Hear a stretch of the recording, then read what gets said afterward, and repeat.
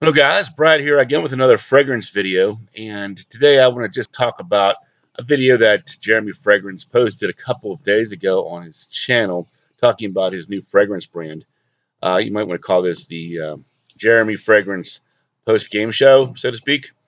Um, I've already done one video talking about Jeremy Fragrance's new fragrance line coming out, and it was basically just like a humor video coming up with name suggestions for his new line. But this one's more serious in tone.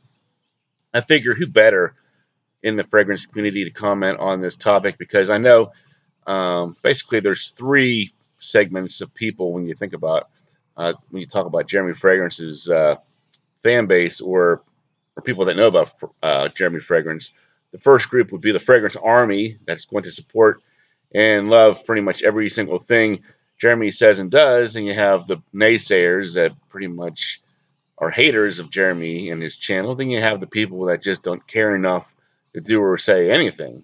Then you got somebody like me that finds this whole business kind of fascinating and wants to comment on everything he does and doesn't really have a bad or a good thing to say. I'm just trying to be neutral here and just treating Jeremy just like if he was a normal person and tried this concept and see if it makes sense or not.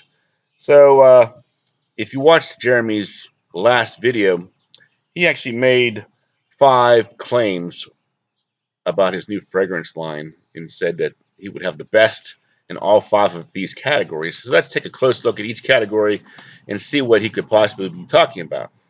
Number one, the best name. So he's saying that his new fragrance is going to have the best name. Probably the first thing you have to do is come up with a brand name, like Dolce & Gabbana, Versace, Hugo Boss, something along those lines. Now, most of these um, established fragrance houses have names that are based off of the name of the actual person that started the brand, Givenchy or whoever. Um, it goes way back to the years when they first founded the company, you know, tens of years ago. So, be interesting to see what Jeremy has in mind when he says he has the best fragrance name in mind. If it doesn't even involve his name, which he kind of alluded to that it wouldn't be called Jeremy Fragrance. Um, Also, the individual names of your fragrances. He kind of alluded that maybe they would have the best names as well. Of course, a lot of these names are already taken, and I noticed that a lot of the names of fragrances that try to be clever come off a little bit cornballish, in my opinion. Like exceptional because you are, stronger with you. I mean, some people might argue that those are great names for fragrances, but some people might find them a little bit corny. So we'll see what he comes up with in those terms as well. The next thing he talked about was having the best bottles. Now, as far as I'm concerned, I just want a functional bottle, something with a good sprayer, doesn't leak. So I'm not sure if he's talking about the best sprayers or the best bottle design, maybe like curved glass with his face imprinted on it, like a Cocorico bottle or something. I don't know. But personally, I want a bottle that fits nicely in my hand and allows me easy access to the sprayer. I don't want a sprayer that's going to dribble down my finger. At the same time, I don't want a sprayer that's going to function like a garden hose or a fire hydrant. So just an average sprayer, a functional, decent looking bottle. You might want something that stands out from the other bottles in your collection if you're a collector. But it'd be interesting to see what he comes up with in terms of that claim of having the best bottles. Next up, best fragrance oil. Now, this is an interesting thing as well because fragrance oils, a lot of them are pretty cheap, synthetic, easy to produce. Of course, you have more natural, expensive oils. Like a good example was Xenia claims that they use bergamot that's harvested from trees that they grow on their own property. So, if you want a more natural, expensive fragrance oil, it's probably going to be reflected in the price point of your product. And of course, we all know that women sometimes prefer cheap synthetics over the natural oils because not only are they more used to that smell, but also I think synthetics tend to perform better. And if you can't smell something, you're not going to get a compliment on it. Maybe you jam your nose under some lady's nose and basically force her to give you a compliment. which most people aren't going to do. So next up is best caps. Of course, I think the latest thing that people really enjoy are those magnetic caps. Personally, I like a nice wooden cap on my bottles. So maybe you could combine the best of both worlds with a magnetic wooden cap. Put a little metal strip on the bottom of your wooden cap so it just sort of sticks to the bottle. Maybe that's what he's talking about. We'll see what he talks about when he mentions best caps. Best packaging. I guess he's talking about boxes. Some people really love their boxes. I remember when I first started buying fragrances, I simply threw my boxes in the trash. Lately, I've been keeping my boxes. Personally, I don't think the box presentation is a big selling point for fragrances. Um, Maybe if everything else was equal, maybe the best box would win out. But yeah, I wouldn't put a whole lot of weight on the packaging and box myself. Um, the one thing that Jeremy didn't talk about in his last video, and this may be something that he brings up in future videos, or maybe you'll have to wait until the fragrance is actually released, is what are these fragrances actually going to smell like? And I came up with three possible scenarios. Some people seem to think that his fragrances are just going to be cheap duplications of established fragrances that he already loves, like La Nuit or Aventus, Dior Sauvage.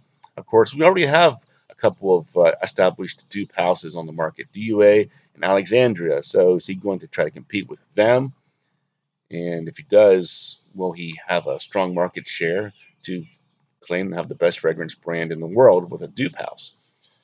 The other option would be to just come out with original fragrances, like Calvin Klein's and Hugo Boss's have their own special fragrances. Not all of them are spectacular, but some of them are pretty good.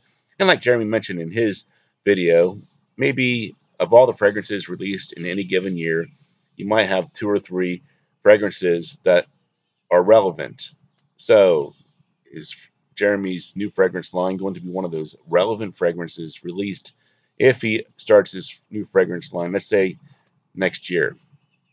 Will he be able to compete with the likes of Aventus, The One, Sauvage, La Nuit? Now, the third scenario that I came up with, I think, is an interesting one. Um, what if Jeremy decided to create a fragrance that basically smelled like a combination of several fragrances? Like, for example, if you ever watched Coach Rob's channel, you know that he once talked about a blend that he came up with. He called it the Home Wrecker, I think it was called. Basically, saying that this fragrance smelled so amazing that it would threaten to break up marriages. I think it was Bleecker Street and Shea Bond or something like that. So maybe Jeremy one day was playing around with his fragrances and discovered that if you layered Aventus with Sauvage, it smelled really good. Maybe he'll try to replicate something like that in his fragrance line, which I find kind of interesting if that's the case, because I know when Jeremy talked about layering one day on his channel, he seemed to think that it was a bad idea to do that. Also, I don't think I've ever seen Jeremy recommend any layering combos on his channel either. So it's going to be interesting to see if that's the case. Maybe Jeremy discovered something great and decided to keep it secret for himself so he can call it his own and then market it and sell it as his own fragrance. So we'll see what happens with Jeremy in terms of the juice itself, in addition to all these other claims that he's making with the bottles and the caps, the oils. I wish the man all the best luck and success in the world. What remains to be seen is that if he can live up to the hype once the final product is on the market. I think about Ronda Rousey, how she used to, hype herself up as the greatest, mixed martial artist, and then she get knocked out in 30 seconds. So saying and doing are two separate things. It remains to be seen whether Jeremy can, talk the talk and walk the walk. For now, it's anybody's guess. I'm sure some people have 100% confidence. Some people have 0% confidence. I'm probably more in that 50-50 range myself. We shall see. But in the meantime, let's wait for Jeremy's next little teaser video and see what he tells us in the future. Thanks for watching, everyone, and I wish you all a great day.